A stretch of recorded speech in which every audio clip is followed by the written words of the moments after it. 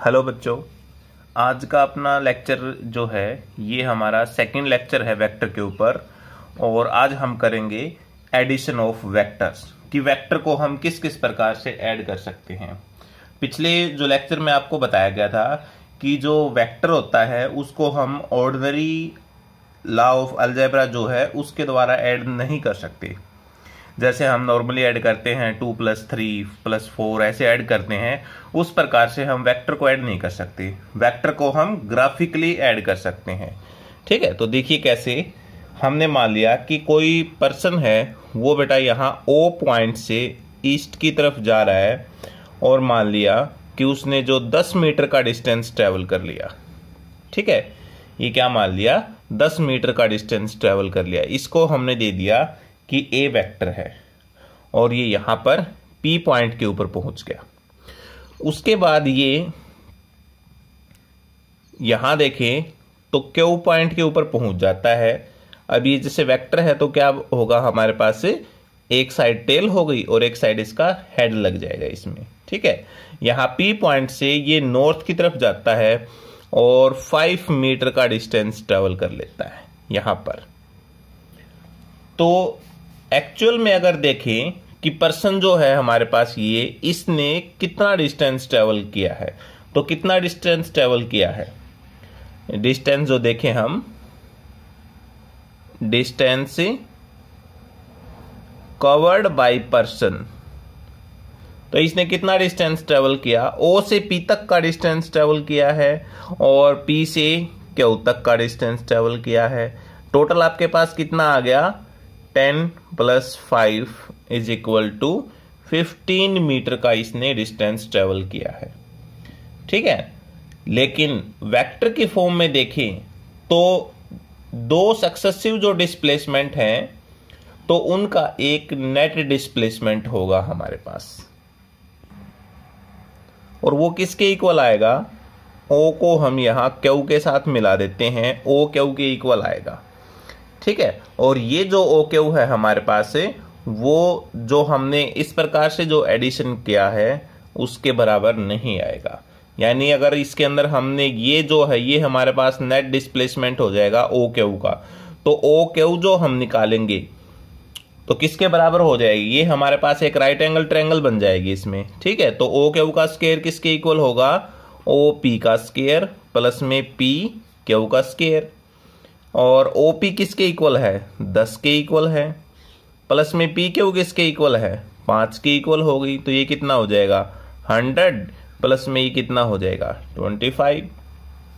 तो ये हो जाएगा 125 OQ का स्क्वायर जो है, और हमने तो OQ की वैल्यू निकालनी है, और OQ किसके इक्वल हो जाएगा, √125। और इसको हम जब सोल्व करेंगे तो हमारे पास आ जाएगा 11.18 मीटर। ठीक है, तो पहले कितना था हमारे पास, 15 मीटर था, और नेट जो हमारे पास आया है वो कितना आ गया, 11.18 मीटर। तो इस प्रकार से जो हम इनको ऐड करेंगे, तो ये जो हमारे पास OQ डिस्टेंस आया है बेटा, OQ क्या कहलाएगा, ये हमारे पास से रिजल्टेंट वेक्टर कहलाएगा, या रिजल्टेंट जो हमने डिस्प्लेसमेंट लिया है, और इसको हम R वेक्टर के साथ डिनोट करते हैं। तो ये रिजल्टेंट वेक्टर है वो क्या होता है, देखो तो हमारे पास ये जो ट्रायंगल है, राइट एंगल ट्रायंगल बेटा, इसमें दो वेक्टर हो गए, एक वेक्टर ये हो गया A वेक्टर और ये हो गया B वेक्टर। ठीक है, हमने यहाँ पर सिंपली एडिशन किया था कि A vector plus B vector यानी OP प्लस PQ, और वो किसके इक्वल आ गया, यहाँ पर OQ स्क्वायर जो है, इससे हमने OQ की वैल्यू निकाल ली है, ये हमने OQ की वैल्यू निकाल ली। ठीक है, अब हम क्या करते हैं, देखिए रिजल्टेंट वेक्टर को अगर कहें यहाँ पर कि क्या होगा, तो जो हमारे पास वेक्टर A है और वेक्टर B दोनों को जो हमने ऐड किया है, यानी इनके द्वारा जितना भी इफेक्ट होगा ना, वो हमारे पास ये जो R वेक्टर होगा रिजल्टेंट, इस वेक्टर के बराबर होगा। ठीक है, रिजल्टेंट वेक्टर किसे कहेंगे, जब दो वेक्टर हमारे पास या उससे ज्यादा वेक्टर जो है मिलकर जो इफेक्ट देंगे वो अकेला हमारे पास रिजल्टेंट वेक्टर देगा। ठीक है, देखिए रिजल्टेंट वेक्टर ऑफ टू और more vectors in a single vector. ठीक है, जब दो या दो से ज्यादा वेक्टर जो है वो हमारे पास एक सिंगल वेक्टर में काउंट होंगे इसमें, which produces the same effect as it produce by individual vector, यानी वो सेम इफेक्ट देंगे जो एक इंडिविजुअल वेक्टर दे रहा है taken together. The nature of resultant vector is same as that of the given vector. जो हमारे पास वेक्टर दे रखा है वैसी ही नेचर का जो हमारे पास रिजल्टेंट वेक्टर होगा। जैसे मान लिया कि दो हमारे पास कोलिनियर वेक्टर हैं, एक वेक्टर ये हो गया, इसको हमने वेक्टर बी दे दिया, और ऐसे ही हमारे पास ये हो गया एक वेक्टर ए हो गया। ये दो वेक्टर हो गए, हमने इनको ऐड करना है। तो कैसे ऐड करेंगे इसमें? ठीक है, देखिए ये हमारे पास ए वेक्टर हो गया, ठीक इतना, और इसके आगे हमने जो है बी वेक्टर को ऐड कर दिया। ये तो था हमारे पास ए वेक्टर और ये था बी वेक्टर, और यहां से यहां तक जो है वो रिजल्टेंट वेक्टर है। यानी ये दोनों जितना इफेक्ट देंगे उतना ही इफेक्ट, वैसा ही इफेक्ट हमारे पास क्या देगा, ये जो रिजल्टेंट वेक्टर है वो देगा इसमें। ठीक है, अपोजिट भी हो सकता है ये हमारे पास, कोई जरूरी नहीं कि इससे कि ये दोनों से जो मान लो यहां से इन दोनों को मिलाया तो इतना बड़ा बना, तो ये भी हमारे पास हर बार बड़ा बनेगा, ये कोई जरूरी नहीं है बेटा। जैसे मान लो ये हमारे पास ए केस हो गया, और दूसरा केस ले ले जब दो वेक्टर है दो डायमेंशन के अंदर हो। एक मान लिया ये इस प्रकार से हो गया, ठीक है, और ये हमने मान लिया ये ऐसे होगा। ये मान लिया ए वेक्टर है और ये मान लिया बी वेक्टर, दोनों की डायरेक्शन अपोजिट हो गई। हम क्या करेंगे, इनका एडिशन करेंगे, और यदि एडिशन करेंगे तो देखिए किस प्रकार होगा। ये हमारे पास बी वेक्टर हो गया, ठीक है, और बी वेक्टर क्या है, इधर है इस प्रकार से, और ये ए वेक्टर है वो इधर जा रहा है पूरा, यानी ये ए वेक्टर हो गया, यहां से यहां तक पूरा ए वेक्टर हो गया, और इसके अंदर से बी वेक्टर माइनस होगा, तो ये हमने डॉटरी दिखा दिया यहां से इस प्रकार से। ठीक है, तो ये आपके पास कौन सा हो जाएगा, बी वेक्टर हो जाए। अब इनका रिजल्टेंट कितना होगा, जो रिजल्टेंट देखें तो वो यहां से यहां तक आर होगा। ठीक है, इस प्रकार से जो रिजल्टेंट वेक्टर फाइंड करते हैं। अगला जो टॉपिक है अपना बेटा वो है triangle law of vector addition. Triangle law of vector addition क्या कहता है कि मान लीजिए हमारे पास कोई दो वेक्टर हैं, एक वेक्टर ये हो गया और दूसरा वेक्टर जो है वो ये मान लिया, और ये वेक्टर जो है किसी एंगल के ऊपर लाई कर रहे हैं, थीटा एंगल के ऊपर। और दूसरी बात, ये जो वेक्टर हमने लिए हैं ये किसी ट्रायंगल की दो साइडों को रिप्रेजेंट कर रहे हैं। तो इनको यदि हम मिला दें हम इस प्रकार से, तो ये क्या कहलाएगा, ये इनका रिजल्टेंट कहलाएगा। ठीक है, ये वेक्टर क्या कहलाएगा, इनका रिजल्टेंट वेक्टर कहलाएगा। तो देखिए इसकी स्टेटमेंट क्या कहती है, if two vector are, if two vectors are represented by the two sides of a triangle taken in same order, taken in a same order, then their resultant is represented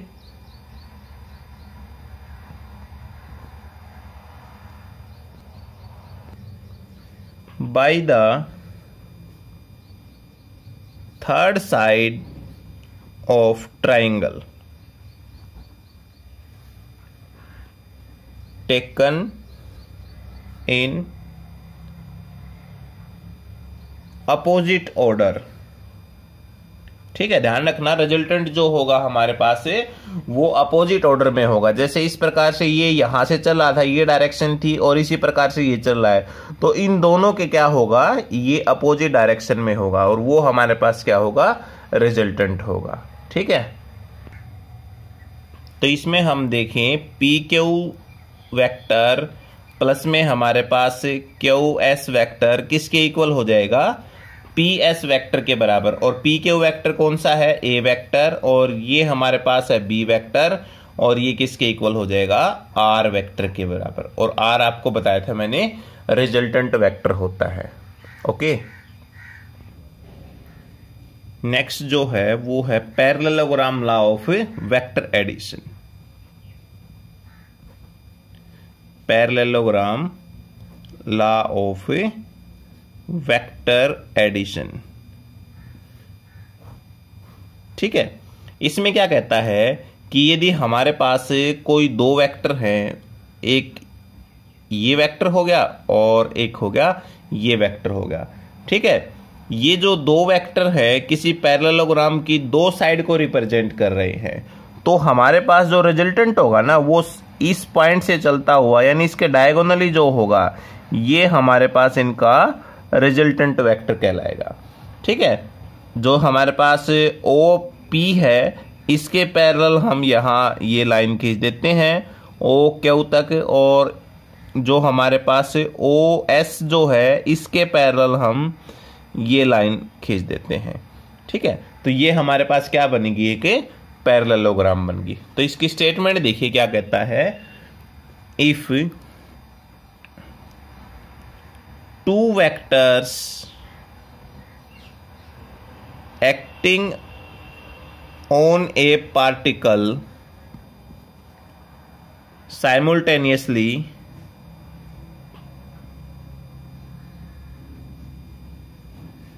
are represented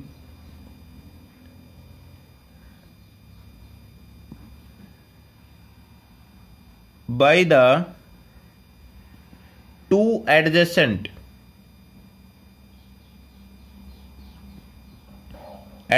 side of a parallelogram drawn from a point, then their resultant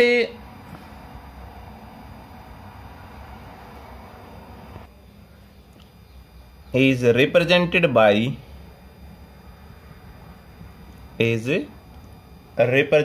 by the diagonal of the parallelogram passing through the same point। ठीक है, यानी इसी point से जो diagonal पास किया जाएगा वो diagonal क्या कहलाएगा, वो इनका रिजल्टेंट कहलाएगा। ठीक है, दो वेक्टर थे हमारे पास, एक पॉइंट के ऊपर साइमल्टेनियसली लाई कर रहे हैं ये इस प्रकार से, तो इनका जो डायगोनल जो होगा वो क्या कहलाएगा, इसका रिजल्टेंट कहलाएगा। ठीक है, जैसे हमारे पास एक वेक्टर ये हो गया और एक वेक्टर ये हो गया। ठीक है, इसको वेक्टर ए बोल दिया, इसको वेक्टर बी, तो इनका रिजल्टेंट कौन सा होगा, इसके डायगोनली जो होगा। तो हम क्या कर देते हैं, इसके पैरेलल इस पॉइंट से ये लाइन ड्रॉ कर देते हैं, और ये तो ये वेक्टर जो है वो हमारे पास सेम बी वेक्टर हो जाएगा। ऐसे ये जो वेक्टर है वो सेम हमारे पास ए वेक्टर हो जाएगा। ठीक है, इसको हम नाम दे देते हैं, ये एस टी दे दिया हमने। ठीक है, तो रिजल्टेंट कहलाएगा, ये आर किसके बराबर हो जाएगा, ये हमारे पास एक ट्रायंगल बन गई।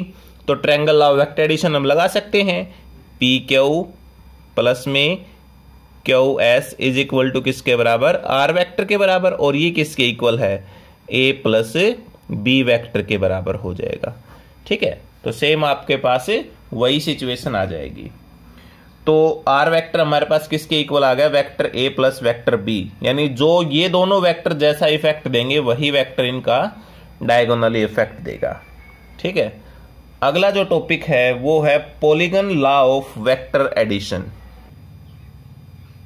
इसमें हमने मान लिया कि हमारे पास कुछ वेक्टर हैं ए बी सी और डी वेक्टर, ये वेक्टर हमने मान लिए, और ये वेक्टर जो है अलग अलग डायरेक्शन के अंदर लाई कर रहे हैं। इस प्रकार से ये वेक्टर हमारे पास बी हो गया, ये वेक्टर सी हो गया, ये वेक्टर डी हो गया। इस प्रकार से जो है हमारे पास से ये वेक्टर लाई कर रहे हैं। ठीक है, तो polygon law of vector addition क्या कहता है, हम इनको मिला देते हैं। हमने क्या किया, इनको इस प्रकार से मिला दी। ये वेक्टर ए हो गया, इसको सेम डायरेक्शन दे दी, वेक्टर बी हो गया, ये हमारे पास वेक्टर सी हो गया, और ये हमारे पास जो वेक्टर डी हो गया। अब रिजल्टेंट क्या कहता है, इनको जो मिलाने वाला होता है जो वेक्टर, और इनके अपोजिट डायरेक्शन में जो हो गया, वो हमारे पास रिजल्टेंट वेक्टर के बराबर होता है। ठीक है, तो अब हमने फाइंड करना है कि हमारे पास जो रिजल्टेंट वेक्टर है वो किसके बराबर होगा। इसको हमने नाम दे दिया यहां पर P Q S T U, ये हमने नाम दे दिया। ठीक है, तो देखिए हम क्या कर देते हैं, P पॉइंट को जो है वो S के साथ हम मिला देते हैं। तो हमारे पास PQS जो है वो एक ट्रायंगल बन गई इसमें। ठीक है, इन ट्रायंगल PQS के अंदर हम क्या कर देते हैं, triangle law of vector addition apply कर देते हैं। तो ये हमारे पास किसके इक्वल हो जाएगा, PQ प्लस में QS किसके इक्वल हो जाएगा, PS वेक्टर के इक्वल। और ये हमारे पास किसके इक्वल है, वेक्टर A और ये वेक्टर B के इक्वल है, इज इक्वल टू किसके बराबर, PS के बराबर। तो P से S को हम क्या लिख सकते हैं, vector A plus vector B लिख सकते हैं। अब हम क्या कर देते हैं, जो हमारे पास P पॉइंट है उसको C पॉइंट के साथ मिला देते हैं यहां पर। तो अब कौन सी ट्रायंगल लेके चल रहे हैं, PST, इन ट्रायंगल PST।